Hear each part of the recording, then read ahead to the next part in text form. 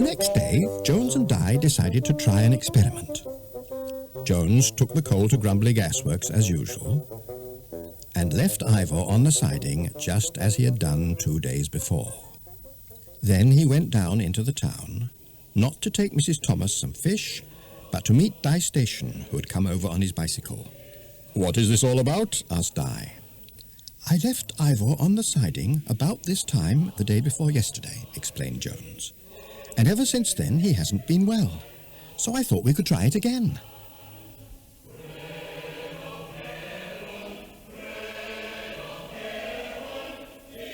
"Listen," said Di. "The choir is singing." "My wife's brother-in-law is choirmaster," said Jones proudly. "There's distinction now," said Di. "And don't they sing lovely? Listen." They listened.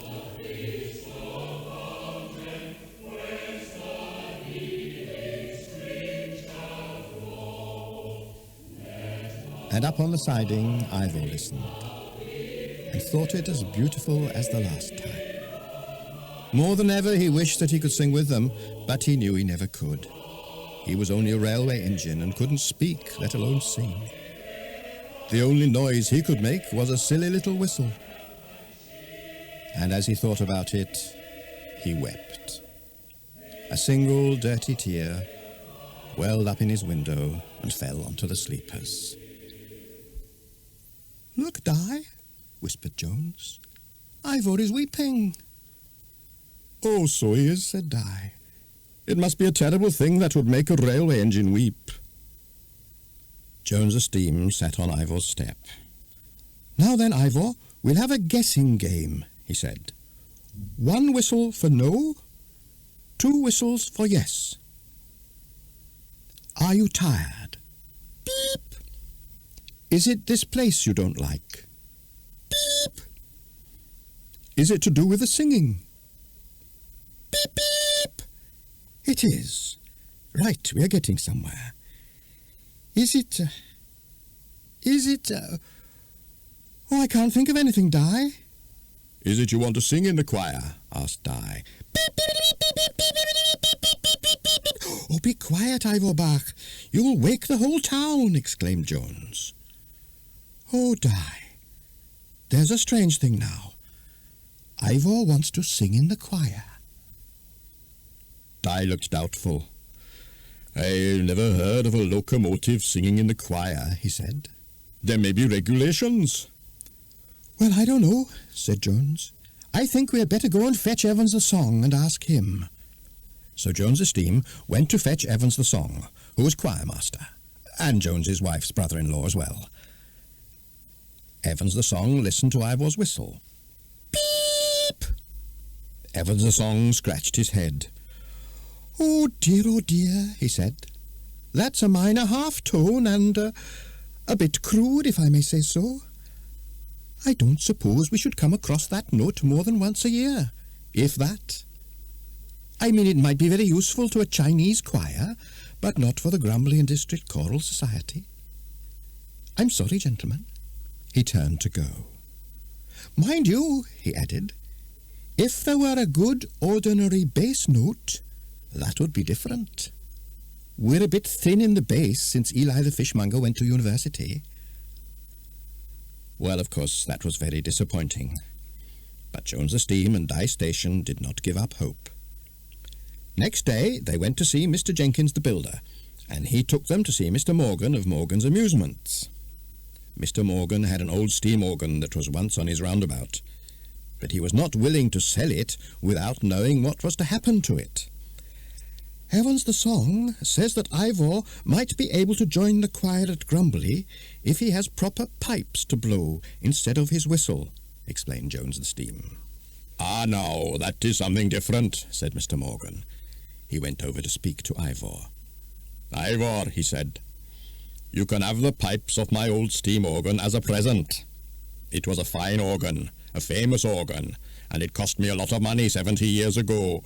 So look after it, blow it gently, and God bless you." Mr. Morgan wiped away a tear and went back to his funfair. They took Ivor and the pipes back to Llanniog, and Mog the plumber fitted 3 of the organ pipes in place of Ivor's whistle. "Now, Ivor," said Jones Esteem, "give us a blow, but, like Mr. Morgan said, blow very gently."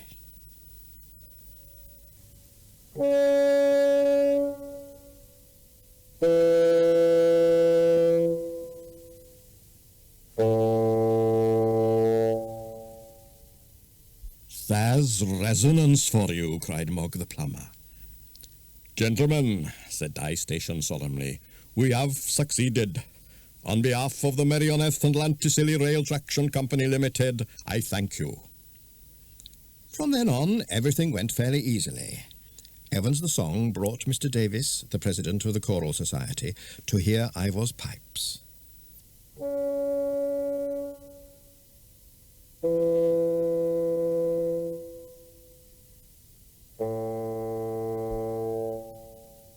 He was delighted. "Oh, very good indeed. Ivor will be a credit to the choir. Such good tone, too. I haven't heard a steam organ like that for years. It's nearly as good as old Mr. Morgan's roundabout." "Well, as a matter of fact," began Jones. And then a terrible thought struck him. What about head office? Here they were arranging for Ivor to join the choir, and they hadn't asked permission. He ran into the office. "Oh, Die," he shouted. "What about head office?" "Oh, that's all right, Jonesbach," said Die calmly. "I telephoned them this morning. Mr. Williams says Ivor is welcome to join the choir as long as he does his work too, and the company will pay the subscription." "Oh, Die, you're a 7 days wonder," shouted Jones, and he danced out to tell Ivor. "Well, Mr. Ivor the engine mark, how does it feel to be a member of the Choral Society?" sang Ivor. That day's work passed in no time, and soon it was evening, and Jones and Ivor were heading over the viaduct towards Grumbly and Ivor's first choir practice. Ivor suddenly felt funny in his boiler. Oh dear, quite nervous he was. They pulled through Grumbly Station and rolled down to the siding. There stood a group of people, and they were all smiling so friendlily that Ivor quite forgot to feel nervous. Evans the Song spoke to the gathering. "Ladies and gentlemen," he said, "it is my pleasure to introduce a new member, Ivor the Engine, bass."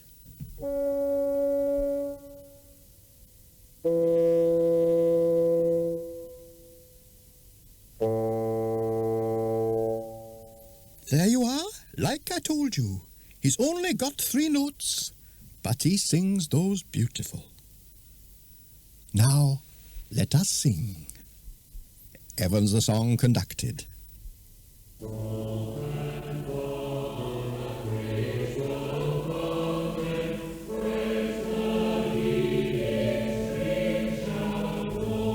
They stood there in the quiet evening, and they sang. And Ivor sang with them, very softly at first, because they were new pipes and he wasn't used to them yet. But it was wonderful, just as wonderful as the first day he heard the choir.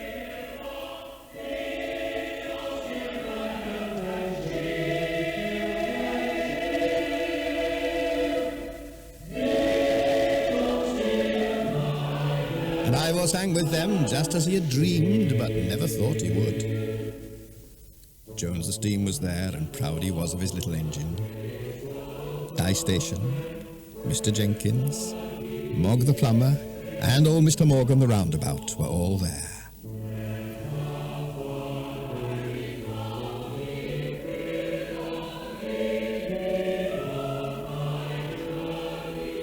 And standing at the back of the crowd was a tall gentleman in a top hat, Mr. Williams, the head office, come all the way from Merioneth in his Rolls-Royce, just to hear his locomotive sing in the choir.